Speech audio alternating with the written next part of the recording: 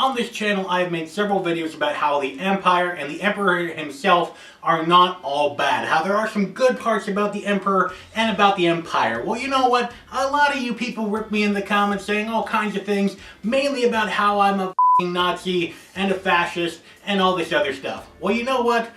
You. One of the most coolest and awesomest bad guy villains in any type of entertainment is Darth Vader. And you know what? You cannot on one hand say, oh yeah, Taylor, you're a freaking Nazi and all this other stuff, and on the other hand say, well, Darth Vader's totally cool, like he's freaking awesome. So you know what? You. Here is why Darth Vader is cool.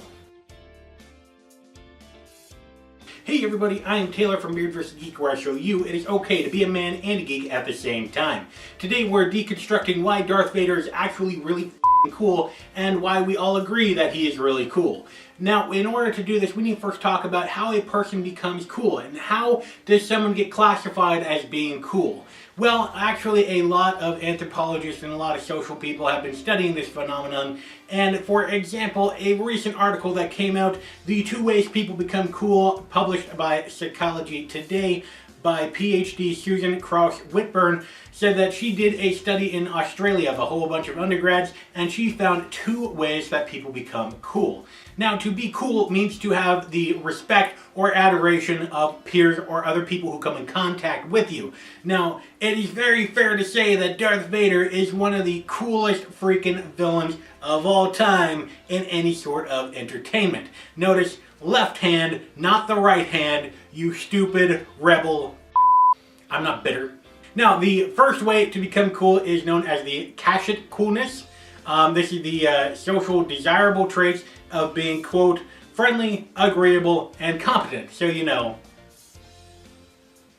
The other way of being cool is what she classified as being contrarian coolness. Now, this is the exact opposite of the agreeable, friendly, and competent people.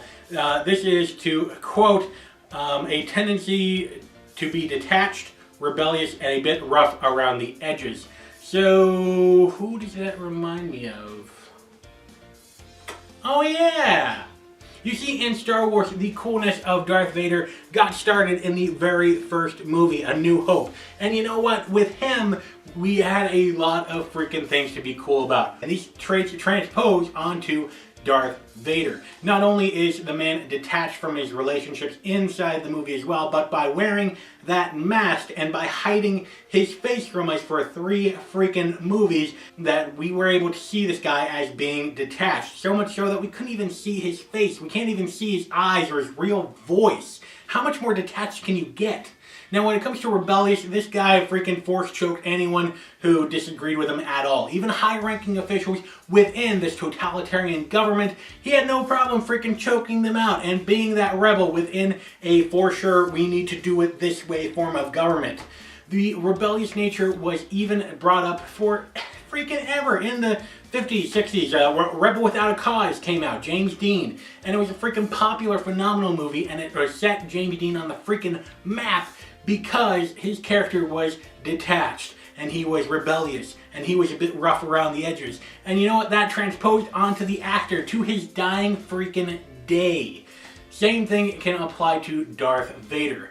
He is definitely detached. He is definitely rebellious. Rough around the edges? Gee, I don't know.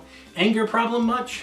So there you go, backed up by science, just a few of the reasons why Darth Vader is so cool. Even to the people who think that, you know, he's part of this totalitarian Nazi-like freaking government and therefore one of the worst people in the freaking universe, they still think that Darth Vader is really cool, backed up by science. So, you know, go science. Whether or not you love the Empire, whether or not you hate the Empire or feel indifferent towards it, you know what, there are good parts and there are bad parts to every single thing. There's not always black and white, no matter how much George Lucas wants it to be. There's always shades of gray. Let me know what you guys think about Darth Vader and what reasons you think he is cool in the comment section down below. And if this is your first time here, go ahead and subscribe. Great videos are coming out every single week where I show you how it's okay to be a man and a geek at the same time. You can click right here for an interesting theory about Star Wars, or right here for some more manliness and geekiness. Thank you very much to the patrons who make this all happen. You can click right there to find out more.